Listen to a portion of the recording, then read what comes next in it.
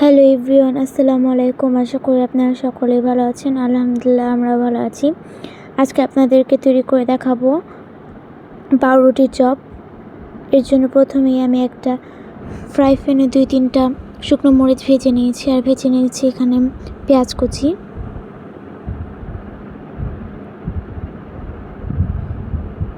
আমি এখানে আলুগুলো আগে থেকে সিদ্ধ করে রেখেছিলাম।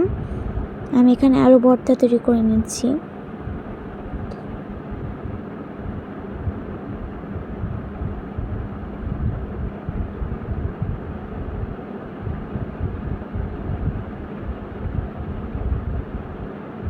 এরপর একটা বাটিতে পরিমাণ মতো বেসন, স্বাদ মতো লবণ আর দিয়ে দিচ্ছি হলুদ গুঁড়ো।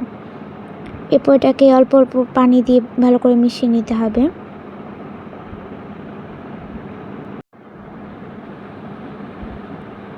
এখানে আমি 5 পিস পাউরুটি নিয়েছি। আপনারা আপনাদের সুবিধা মতো পাউরুটি নিয়ে নেবেন।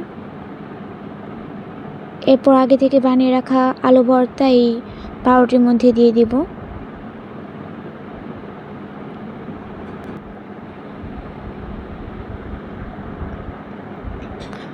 এরপর উপর দিয়ে আরেক পিস পাউরুটি দিয়ে দিব। এরপর এগুলোকে পিস পিস করে কেটে নেব। এখানে আমি একটা পাউরুটিকে 3 পিসে কেটে নিয়েছি। এরপর আগে গুলিয়ে রাখা বেসনে পাউরুটিগুলোকে ভিজিয়ে ফ্রাই প্যানে ভেজে নেব লালচে লালচে করে।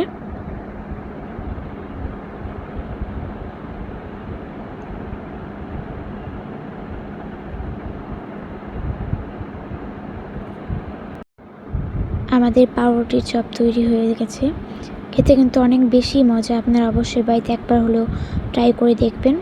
আজকে ভিডিওটা ছিল এই পর্যন্তই। আল্লাহ হাফেজ।